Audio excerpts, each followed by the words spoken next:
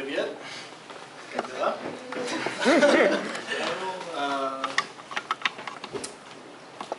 I'm gonna speak in English, and she's gonna translate.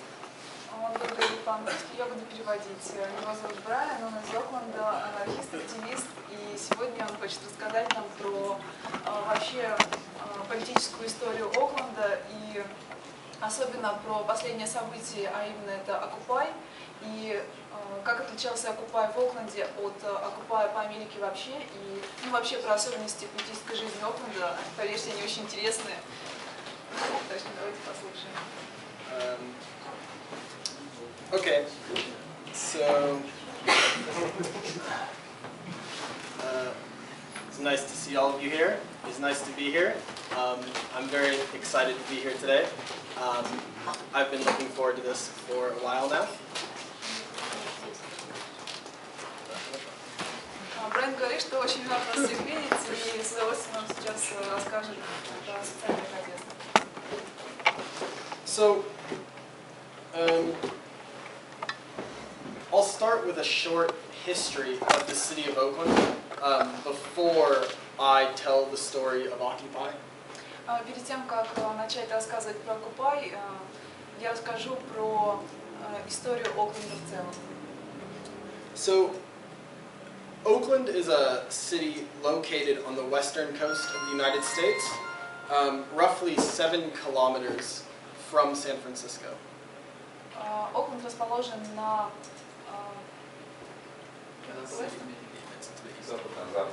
на западном побережье около Сан-Франциско.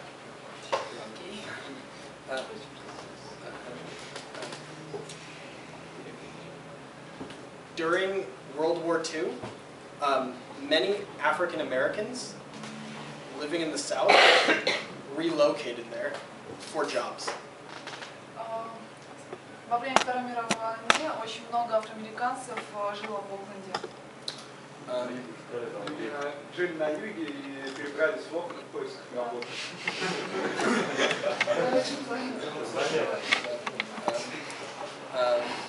Because Oakland has one of the largest shipping container ports in the entire country.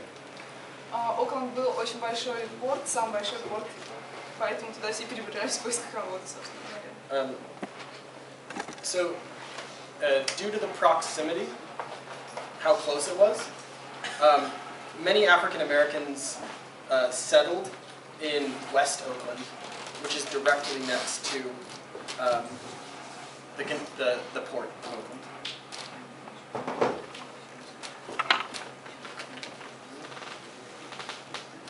Афроамериканцы осели в западном Окленде, который непосредственно граничит с портом. Витя, присоединяйся, садись туда тоже.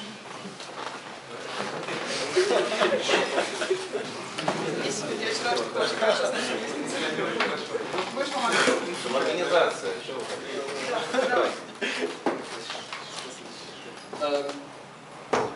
This was like a traditional, poor, proletarian neighborhood, full of migrants and workers. Это было такое классическое, бедное очень место, округа, где проживали люди, можно сказать, классическое место, такое пролетарское, настоящее.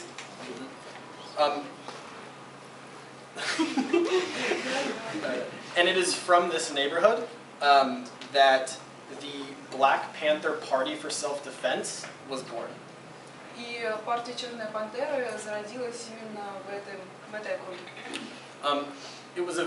It is still a very poor area, and during the 1960s, the Black Panther Party organized in this neighborhood. Эта округа была очень бедная, и до сих пор остается бедной, и Черные пантеры боролись там за социальные условия, получается. They organized social programs for the black community, as well as militant demonstrations and armed self-defense committees. Ну, они организовали социальные программы, слушай, вторую часть, по сути.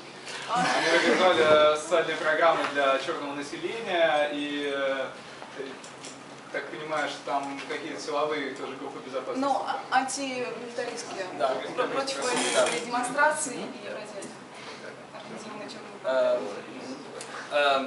Because basic needs like medical care and food in the black communities was not easily accessible. Потому что, ну, очень были большие проблемы, в том числе и с поставками медикаментов, с поставками еды у черного населения. Это был очень бедный район, и черные пантеры пытались решать эти проблемы. And white police officers terrorized the community regularly, and the Black Panthers defended the community with arms. Белокожие полицейские терроризировали постоянно округу, ну вот это вот сообщество, в котором жили темнокожие афроамериканцы, и черные пантеры защищали их от агрессии полицейских белых. So they were anti-capitalist, black nationalist, and against white supremacy. Это было такое движение, одновременно, получается, ну как бы за права черных, с этой точки зрения оно было националистическое, но в то же время и антикапиталистическое, потому что уровень жизни у этих людей был очень низок. The last thing I'll say is that this struggle mainly existed against the police because of the historical racist nature of the police in the United States. Собственно говоря, эта борьба изначально носила антиполицейский характер, потому что сама полиция в Америке изначально носит такой российский характер. I bring this up because it's people in Oakland to this day still know and remember this history, and it's a very well it's in the popular consciousness in Oakland, this memory of the Black Panthers. Сейчас люди в Окленде очень хорошо помнят этих черных пантер, то, что они делали, и это такое, ну, получается, культурное наследие всего Окленда сейчас. Also, other instances of a long-standing radical history in Oakland is that the last general strike in U.S. history was in Oakland in 1946. В 1946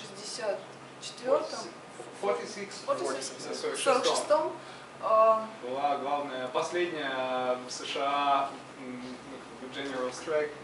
Большая борьба. Whole country or whole city? That was the whole city. Whole city, да, ну да, то есть всеобщая забастовка во всем городе. Which was started by female garment workers in the city. Которая началась, ну, была по сути своей female workers who make textile workers. Текстильные работницы начали эту борьбу. And in the 1970s, Oakland also saw, in late 60s, massive anti-Vietnam demonstrations, and the Berkeley free speech movement was only a few miles away. И, соответственно, в 60-х там были мощные выступления за антимилитаристские выступления, и к тому же Беркли, который являлся таким центром движения за гражданские права, находился всего в нескольких милях от Окланда. So, fast forward to 2011, Occupy Wall Street began in New York City. В 2011 году в Нью-Йорке началось движение Occupy Wall Street. This was a protest movement against income inequality that had a very large white liberal base of support. Это движение было направлено против очень сильного неравенства, да, ну, можно сказать, антикапиталистическое, да? Вот. Нельзя. Хорошо. Нельзя сказать, что она была антикапиталистическая, она была основана на том, что была очень большая разница в распределении доходов и такое было очень middle, такие как бы белый средний класс был его основой. So, taking inspiration and in solidarity with the struggle that was going on there, people in Oakland decided to call for Occupy Oakland. Ну и вдохновившись этим духом, духом Occupy в Нью-Йорке, люди в Окленде тоже устроили свой Occupy. And at the first meeting for Occupy Oakland, there was many radicals of all kinds, Marxists, anarchists, black nationalists, as well as unaffiliated anti-capitalists. И на первой встрече Occupy было очень много разных людей, разных радикально настроенных людей, от марксистов и анархистов до черных националистов. It was very clear at the beginning, though, that Occupy Oakland would be a very different character and be very different than Occupy Wall Street. Брайан говорит, что Occupy в Окленде имел абсолютно другие характеристики. С самого начала стало понятно, что это будет совершенно другое движение. Да, чем в Нью-Йорке. Because of the fact that Oakland is a working class, multi-ethnic city with a very militant, radical anti-capitalist history. Потому что в Окленде очень сильно было рабочее движение и защиту прав темнокожих людей. Потому что это мультирасовый город, да, с долгой историей борьбы, и в том числе рабочий, и достаточно радикальный, и милитаризированный. И это повлияло на весь Occupy Oakland. It was decided to take over basically the only square that exists in the city, which was called Franco-Gallo Plaza. Оккупанты заняли единственную площадь города, которая называлась Плаза. Франко-Галло. Площадь Франко-Галло. Yeah. He was some politician, nobody cares about. Он политик. It's important to know, though, that in most U.S. cities, there are not hundreds of plazas. В многих городах Америки, в большинстве городах Америки есть площадь Плазы? No, there's not many plazas. Не так уж много площадей. In Oakland, there is one plaza. Только одна площадь в Окленде. One. And so it was an obvious choice because this plaza is at the center of the city, right in front of City Hall.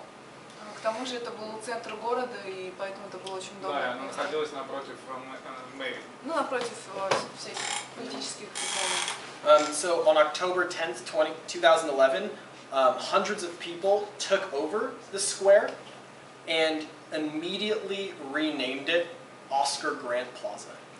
В октябре 2011 люди, когда заняли эту площадь, первым делом они переименовали ее. Oscar Grant. Под именем Оскара Грэнта. This is a really important moment because this sort of represents the break with Occupy Wall Street. Это очень важно, и именно это очень сильно отделяет Occupy в Окленде от Occupy во всей Америке. Because in 2009, a young, unarmed black man was killed by the police on New Year's Eve in Oakland. Потому что, именем человека, которого переименовали эту площадь, это был человек темнокожий, подросток, да, невооруженный, которого убили полицейские белые перед Рождеством в 2009 году. He was, and his name was Oscar Grant, and immediately following his murder, there were riots in Oakland and a huge anti-police movement that emerged, which thousands of people participated in. И сразу после убийства вот этого подростка в Окленде возникли очень сильные протесты, восстания, да, массовые беспорядки, которые были направлены против полиции. So by renaming the plaza after Oscar Grant, it immediately took on a radical character that was very different than Occupy Wall Street. И поэтому, когда эту площадь переименовали именем этого подростка, они очень четко определили свою радикальную направленность, тем самым отделив себя от Occupy в Нью-Йорке. Okay, so I'll say a few things about what the camp was like before I show you pictures and videos. Сейчас Брайан хочет показать несколько... Не, он расскажет несколько вещей перед тем, как начать показывать видео. The camp was existed until October 25th, and inside it was a self-organized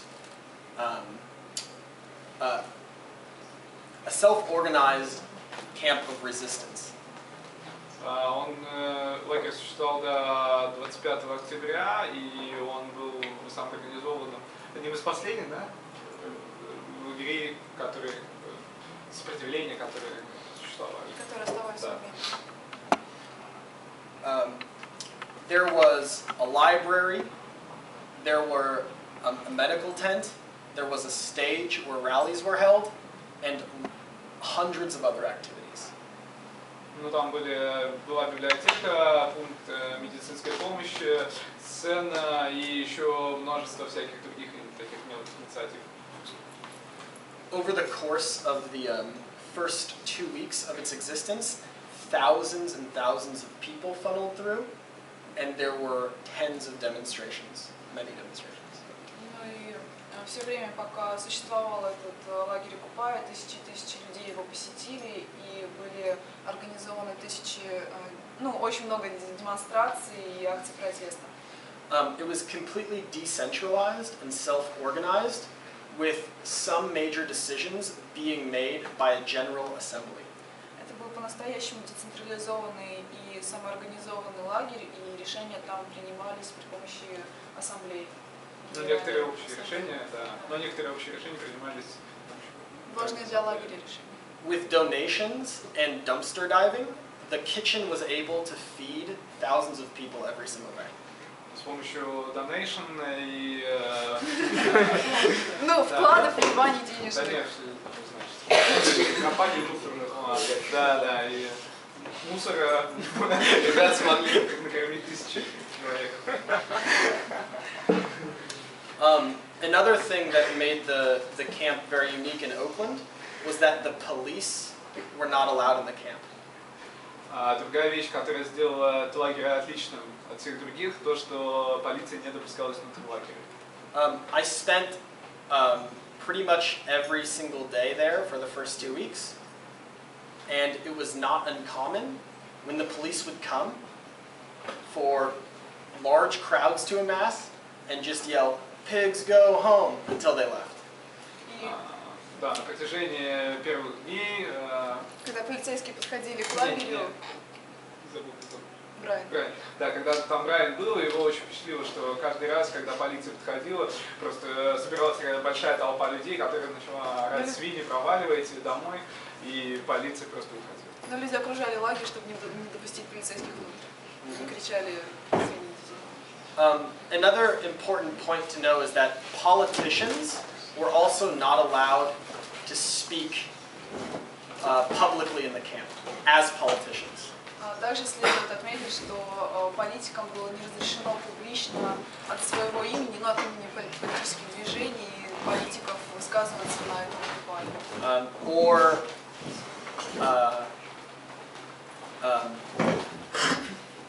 other bureaucratic leftists. И так же, как и другим бюрократическим левым. There was also a strict policy of no dialogue with the city of Oakland. Также была очень мощная политика на отсутствие диалога с администрацией Окланда. Because it was very clear from the beginning that the leftist politicians were eagerly trying to recuperate the struggle. Потому что с самого начала было понятно, что такие леваки и бюрократы из Окланда попытаются взять под контроль и взять себя на пользу, да. The most beautiful example of this is when the city of Oakland wrote a letter telling the camp to end at a general assembly with 1,000 people. People cheered as the letter was burned. И одним из ярких примеров этому является одна из больших генеральных ассамблей, когда Когда предписание прислали предписание о том, что необходимо разогнать лагерь, да, вот Генеральная ассамблея сожгла это... Публично сожгла это предписание. Да. You told them about one letter from the city to tell the camp to leave. Yeah. Было одно письмо от администрации, которое предписывало этим людям покинуть эту площадь. It was lit on fire. One person. It was lit on fire and everybody cheered. Да, все хлопали. Да, один человек сжигал, все остальные хлопали.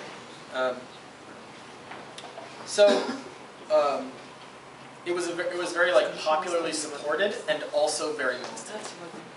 Эта акция была очень поддержана людьми, и все они знали. As well as decentralized and no politicians and no police were allowed to recuperate it. И ни один полицейский, и ни один политикан-бюрократ не смогли задушить протесты в Окленде. Потому что они были такими самоорганизованными и дисциплинированными. On October 25th, 2011,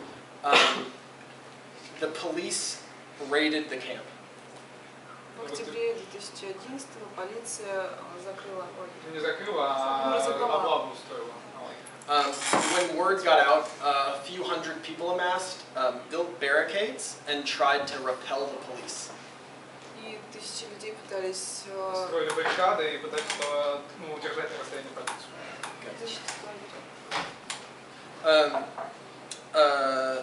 People were arrested, and others were able to avoid arrest.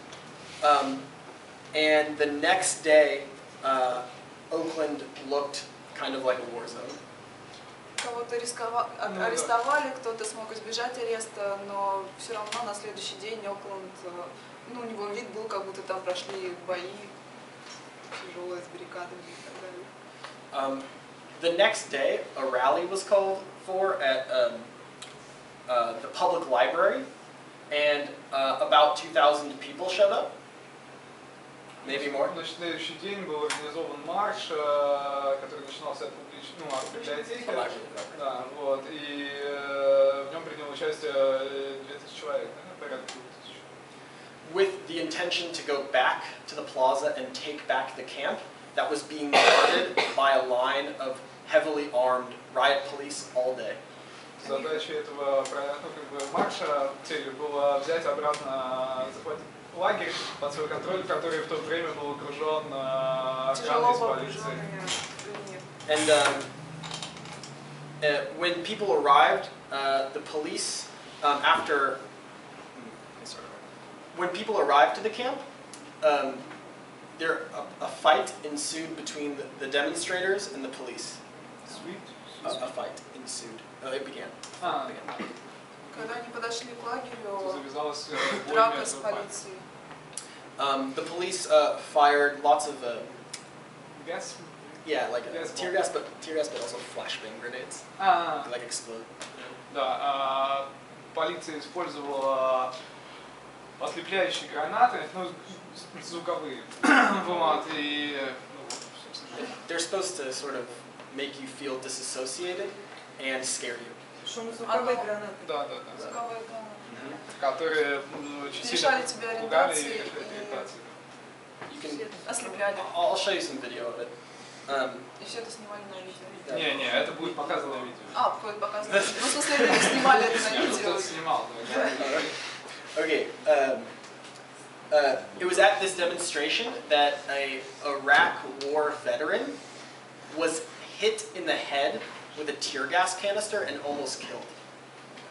Одним из таких ключевых случаев во время этой потасовки было то, что ветеран войны в Ираке, ему попала эта граната с тающим газом в голову, и его практически этим убил. There's video footage of him standing non-violently in front of a line of riot pigs, and they shoot it, and it hits him in the head, and he has to go to the hospital. Есть свидетельство, как он стоит просто безоружный, не оказывая сопротивления перед вот этой линией полиции, и которая вот в упор стреляет ему в голову этой гранатой. And also when people went to help him, the police threw a flashbang grenade into the crowd of people, getting them to disperse.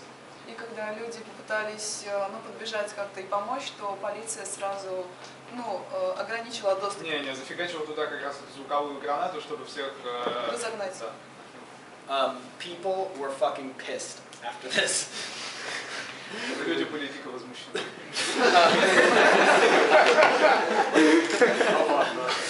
Yeah. Okay. So the next day, another rally was called for a general assembly at the plaza. И на следующий день очень много людей собралось на эту генеральную ассамблею на площади Плаза. The police had set up a fence around the place where the plaza was, and when everybody got there, people immediately tore down the fences. И как вся площадь была окружена полицией, да, как бы. Как только люди собрались, они People tore down the fences. They took down the fences. Deconstructed the fences. Да, они разобрали этот самый. Which was very beautiful.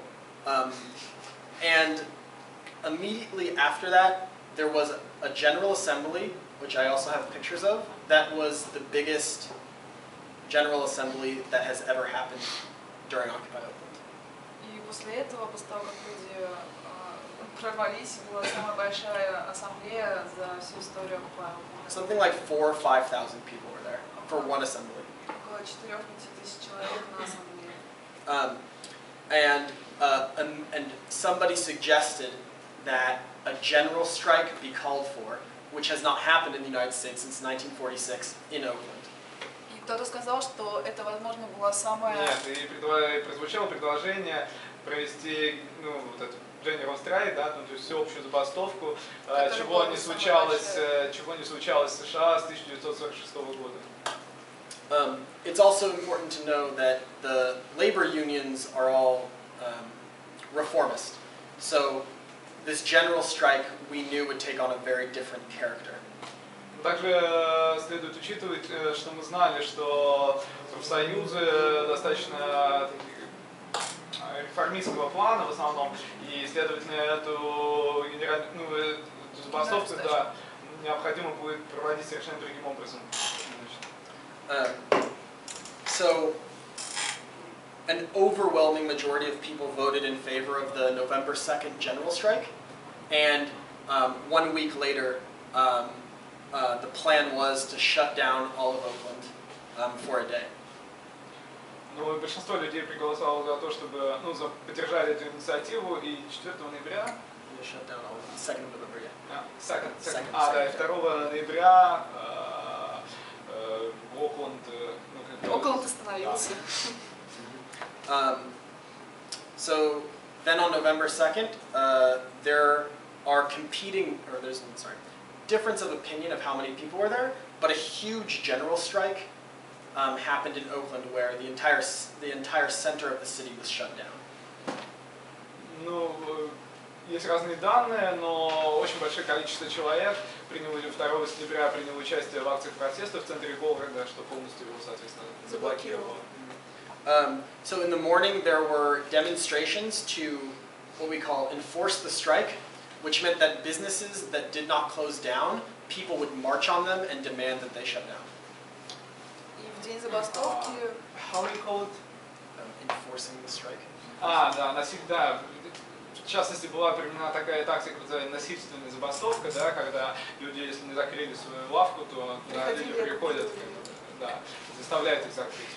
And there were some successful moments when businesses who stayed open were forced to shut down because so many people demanded that they shut down. И было много удачных моментов, когда эта тактика работала и действительно получалось закрывать офисы, потому что люди этого требовали. So there were like thousands and thousands and thousands of people in the center of Oakland, and at 2 p.m., anarchists called for an anti-capitalist march. Было тысячи и тысячи людей, в центре Окленда. Анархисты объявили о начале антикапиталистического марша. Almost the entire, not everybody, but probably 3,000 or 4,000 people went on this march and went on this anti-capitalist march. Ну, не все, конечно, но около 3-4 тысяч человек пришли на этот антикапиталистический марш. And there was a massive black bloc that destroyed banks and also destroyed a sort of wealthy grocery store that had that some of its workers wanted to attend the strike, but were facing disciplinary action if they did. На этом марше был очень большой, сильный черный блок, который громил банки и другие какие-то элементы инфраструктуры. И также там был It was like a wealthy sort of like bourgeois grocery store. Yeah, like an ecological bullshit. Да, и там был один, в частности, была какая-то экокомпания, которая стращала своих работников тем, что они будут увольняться, если они пойдут на эту забастовку, и вот их офис и как бы их предприятие подверглись служатам. Because workers wanted to participate, but they weren't allowed to. Да, потому что, да, я сказал. And then 2 hours later was the biggest demonstration of the day, where numbers of up to like 50,000 people, it's really unclear, I'll show you some pictures, marched onto the port of Oakland and shut it down. В этот день, 2 часами позднее, была самая большая демонстрация в Окленде, где было сколько? 40-50 тысяч человек около. Да, Брайан сейчас покажет фотографии, вы это увидите. No, 50. Вот, и они все собрались у порта. Они заблокировали порт. Заблокировали порт. This effectively shut down the port of Oakland for the day. And when everybody returned in the night, there was one more action of the day. Ну и к вечеру, когда все как бы начали расходиться, было еще одна акция ночью. People tried to occupy a building that was right next to the plaza that had been empty for years, and try to use that as a social center as the sort of colder months were coming in. Люди пытались занять, оккупировать помещения, которые находились рядом с площадью Плаза, и устроить какие-то социальные центры. Нет, там одно... It's one building? It's one building. Да, там одно здание, которое достаточно давно пустовало. And people were very excited about this, but the police immediately mobilized and tried to stop it. Люди были очень воодушевлены тем, что не появился вот такой социальный центр, но полиция... шанс, да, Но полиция очень резко отреагировала. They hadn't arrested anybody throughout the entire day, and to repel the police, people built barricades and set them on fire and tried to sort of fight the police from coming in on either side. Ну, они арестовывали всех в течение дня, насколько я понимаю, вот, но также It was just random people or something. It wasn't just. Да, люди построили вокруг. Стихийные баррикады были Да, и люди построены вокруг этого здания и подвигали их для того, чтобы отогнать полицию. Afterwards, people were arrested, more people were hurt, and that was effectively the end of the high point of Occupy Oakland. Когда людей арестовывали, об этом... Часть людей были арестованы, еще больше были побиты, и это было такое завершение самой такой мощной точкой. Afterwards, and I'm almost done, but afterwards, there were 2 more major actions that Occupy Oakland began. I guess I don't know. После еще было две таких мощных акции Occupy Oakland. One of them was on the 12th of December. There was an organized West Coast port shutdown through Washington, Oregon, and all of California. Первая была 12 Yeah, 12. 12 декабря организована West Coast, the West, the ports. Да, заблокирован пол. Yeah, exactly. Да, пол заблокирован. Ну, забастовка портов по западному побережью. This was the port of Los Angeles, the port of Oakland, the port of Seattle, and one other port. I can't remember right now, but they were all shut down in one day, and it was pretty massive as well. Это была массовая остановка портов в Лос-Анджелесе, Сиэтле, Окланде и еще одном городе, который Брайан вспомнит позже. And then there was no more camp anymore. It had been raided again by this point. And so after New Year's, on January 28th, there was one last Occupy Oakland massive mobilization.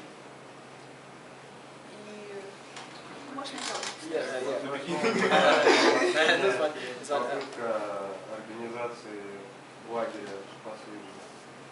Ну да, это понятно. Да, вот начало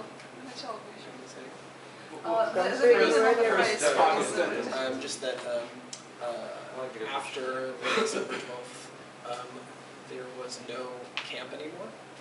После 12 декабря больше не было, вот лагерь не стоял, люди не стояли на улице.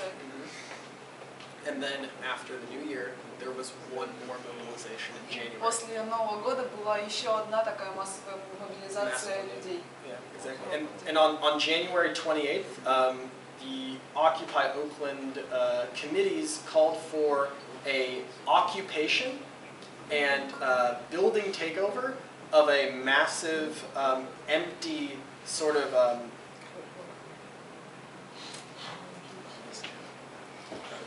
like hall in downtown Oakland.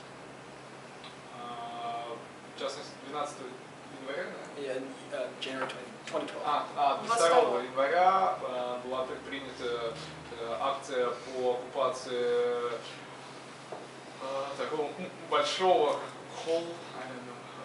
It's like not arena, it's like a big concert hall. Большого концерта.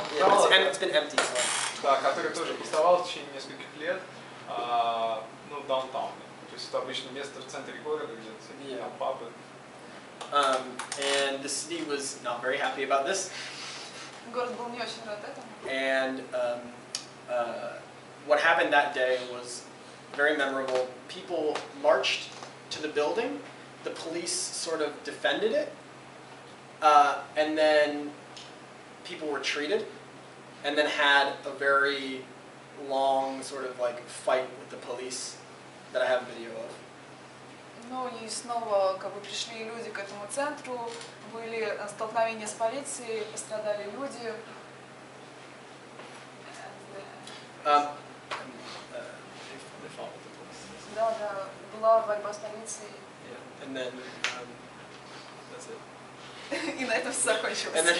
Полиция, в общем, ей удалось разогнать людей, которые пытались прорваться к этому концертному холлу.